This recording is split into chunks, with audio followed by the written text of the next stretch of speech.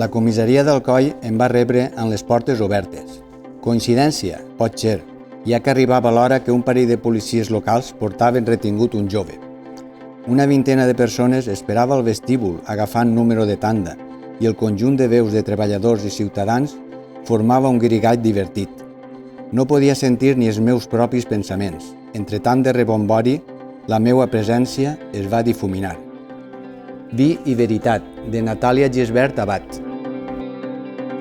Hay una leyenda japonesa que dice que aquellos que estén unidos por un hilo rojo estarán destinados a ser almas gemelas, los cuales vivirán una historia de amor que los marcará y si algún día se separaran, volverán a encontrarse, no importa el tiempo que pase o las circunstancias en las que se encuentren.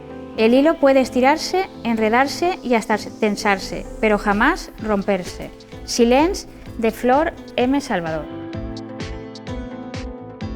Me lancé a la calle adoquinada, aquella tarde llovía a cántaros. El suelo de la cuchillería resbalaba, pero corrí hacia mi piso en la Plaza de la Virgen Blanca, en el corazón de la ciudad.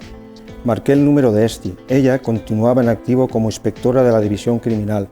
Estíbaliz Ruiz de Gauna tenía el alma caliente y las ideas muy claras.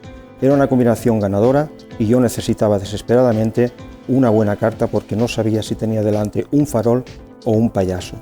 El libro negro de las horas de Eva García Sáenz de Urturi. ¿Se puede saber qué hace usted ahí arriba?, preguntó el director. Pues fíjese, hablar con usted me ha abierto los ojos. No entiendo nada de lo que me dice, replicó el director. Pues es muy fácil, este árbol es diferente, único, y usted quiere talarlo porque le molesta. Igual que le molesta que haya niños o niñas, ¿cómo los llama usted? Ah, sí, especiales. Pues ¿sabe qué le digo? Que estoy encantada de haber descubierto que mi hija tiene su propia manera de ver las cosas y de comportarse, sin importarle lo que piensen los demás. Tan especial como quiera ser, de Raquel Díaz Reguera. Y mientras Luna hablaba, se me iba encogiendo el corazón, porque aquella niña no podía vivir la vida de otros, no podía meterse en cabezas ajenas. Aquella niña simplemente estaba explicándome, quizá explicándose a sí misma, todo lo que una persona normal podía hacer, que era casi todo lo que ella no iba a poder vivir. No era la primera vez que me encontraba con un comportamiento similar en un paciente terminal. Inventarse una realidad era una forma de escapar de la propia. Diferente, de Eloy Moreno.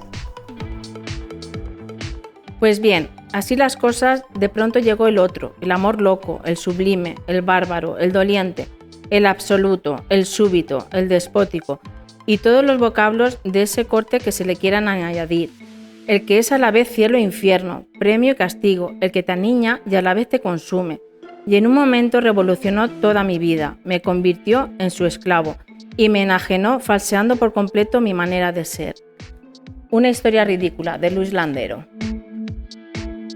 Bien, por un lado está la plantación en sí misma. Habrá visto su forma. Sí, claro. Es por su tía. No deja que se plante en cualquier sitio.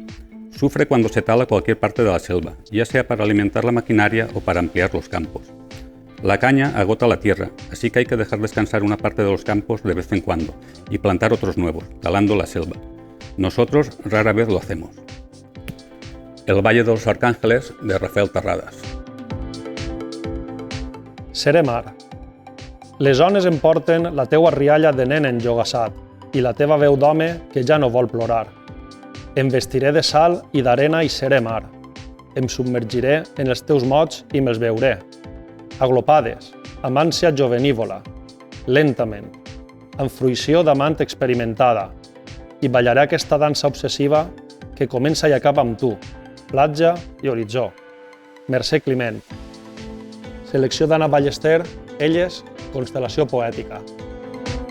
Un día, el viento encontró una carta perdida. La lluvia había borrado las letras del sobre y no se podía saber para quién era ni quién la había escrito. Pero la carta decía unas palabras preciosas. Te quiero.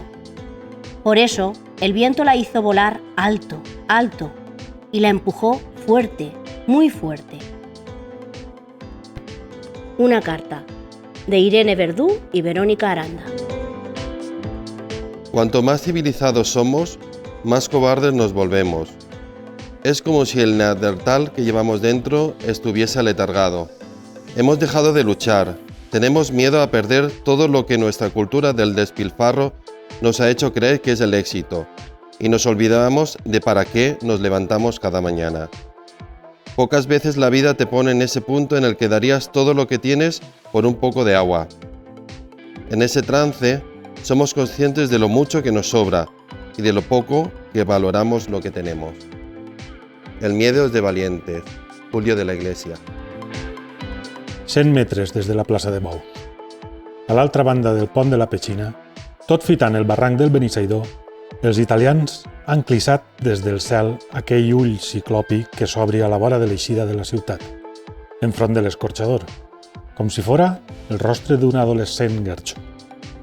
El vol dels 5 primers a boia salta a la cresta de l'ull del Moro amb els esclafits dels antiaeris, més inofensius que les espurnes d'una foguera si el vent les alça cap a la foscor, baixa per Sant Benet i enfila a la recta de València que des de la Font de les Mosques recorda un regle escolar.